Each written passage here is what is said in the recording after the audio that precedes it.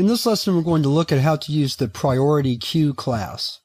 We discussed queues in the beginning of the chapter. I showed you a diagram from Wikipedia that demonstrated how a queue takes data in at the back of the structure and then removes data from the front of the structure. It's an abstraction for a waiting line like you might see at a bank or a grocery store, for example. Priority queue is a little bit different than just a regular queue because it stores the data in its natural order. So in other words, as data is entered into the queue, it's sorted into whatever natural order for that data type is. So for example, string data will be stored alphabetically and numeric data will be stored in ascending order 1, 2, 3, 4, 5, 6, etc. So it's a little bit different than just a regular queue, but it can work very similarly to a queue. Let's take a look at the fundamentals of how our priority queue works, and then in the exercises we'll look at a more extended example. So we're going to call this program line.java. We have to import the Priorityqueue class, so we'll do that first. And we're ready to start our program.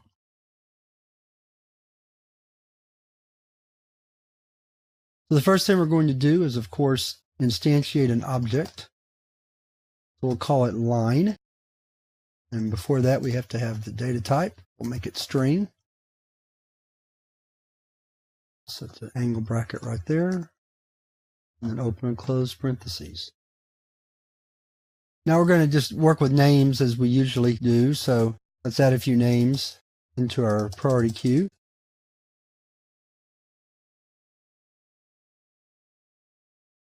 And let's do one more.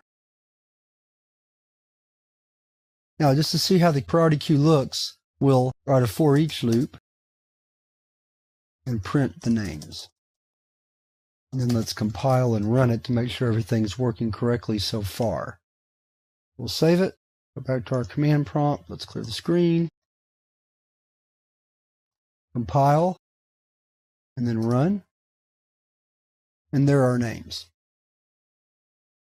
To remove an item from a priority queue that is at the head, we do that by using a method called poll. And with poll, we don't have to have an argument, we just remove the item. So let's just do that. So we're going to call poll. Then let's use our loop again so that we can see that a name was indeed removed. I should also mention that we used the standard add method to add the names. I didn't mention that before because we've been doing it so much. I just kind of took it for granted that all of these classes that we've been looking at this chapter add data primarily using the add method.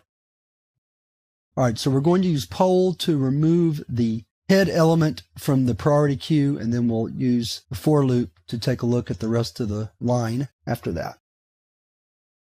So let's clear the screen, compile, and then run. And it's hard to tell exactly where our line left, but you can see that Brian is no longer at the head. So the line now starts at Clayton and runs through David because Brian was taken out. We can also remove items using the remove method. Let's take a look at that. Here we can remove a particular item. So if we want to remove Raymond, for example, we can remove Raymond like so. And let's add a header into this. Let's call it the line. And we'll just copy and paste that into place.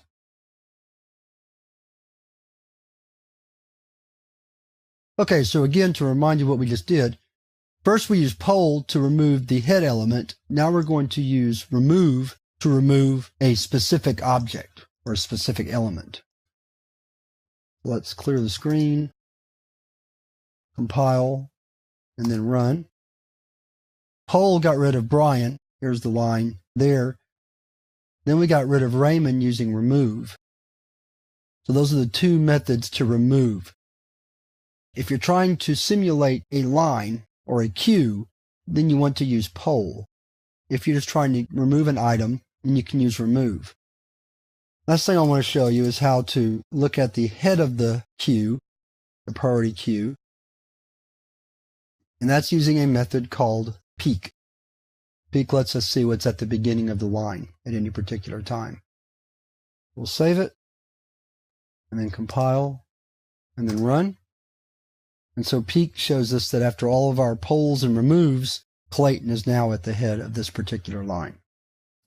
So those are the primary methods that we use in working with priority queues.